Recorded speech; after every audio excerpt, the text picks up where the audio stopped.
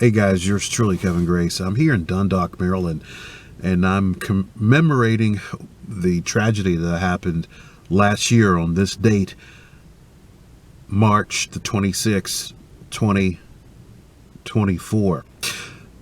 In the wee hours of the morning at 1:28 a.m., there were some workers that were from Central America that were filling the potholes on the Key Bridge. And little did they know, there was a container ship called the Dolly that lost power that collided with the Key Bridge, and it went down in a matter of seconds. And matter of fact, they were resting in their van, their work van, and I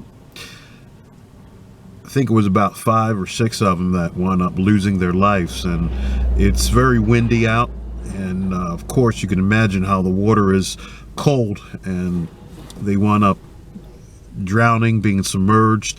The water in that area where the bridge is about 50 feet deep, and they located the rest of the body, some of the bodies, a few weeks later. It was covered by some of the mud at the bottom of the Patapsco River.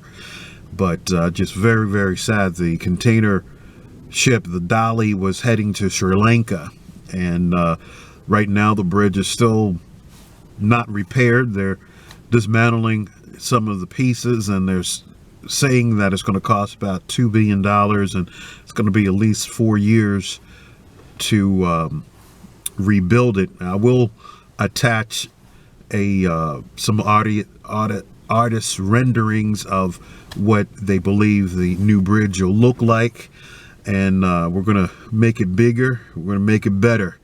We are Baltimore tough and Maryland strong. I'm going to show you what the bridge looks like right now.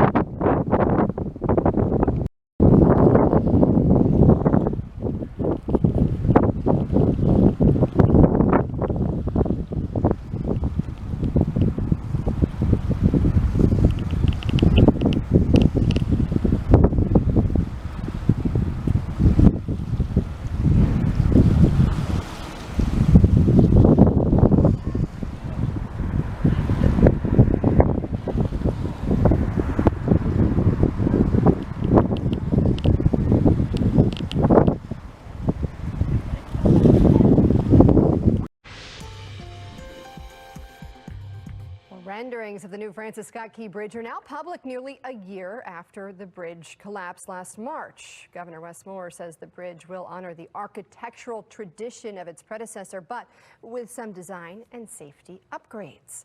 Pre-construction on parts of the new bridge already underway tonight. That's right. Fox 45's Keith Daniels joins us live with what Marylanders can expect from this multi-billion-dollar project. Keith. Well, Kai and Maxine, as you know, parts of the original bridge are still standing. Demolition expected to get underway sometime in the spring, but tonight the focus is on the new bridge and the new look. In Dundalk, Joe Diesel has a backyard view from his home, a daily look at the hole, the empty space where the Francis Scott Key Bridge once stood. Not turn around and say, God.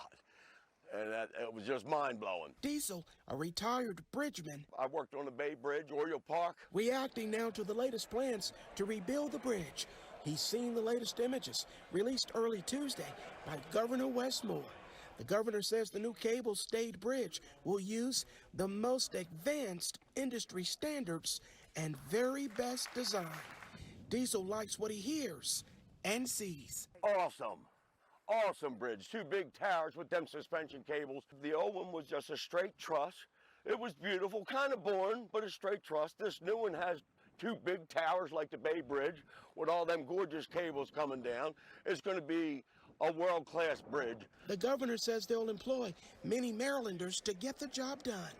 Kiewit Infrastructure Company completed the design and will do the construction, which is expected to cost nearly $2 billion. The federal government has agreed to cover the full price tag. The ship's collision with the bridge last March was deadly. 6 members of a maintenance crew working on the roadway were killed, while 2 more were rescued from the river. Diesel That night, when I heard a noise, remembers the moment, shaken from his sleep, when the Key Bridge came falling down after the container ship Dolly struck its pier. and you know what? That ship, when I looked at it, was one of the raggedier looking ships I've ever seen compared to what we have coming in here. It's usually a state-of-the-art stuff coming in Baltimore. That was a not good-looking ship, and it just everything went bad for something that catastrophic. Everything went bad. But on this day, good news with construction plans. It will create more than 8,000 jobs, and it will generate more than $1 billion in private investments.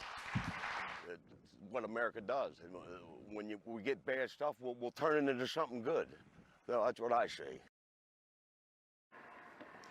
Well, we're told the project is expected to be completed by October 2028.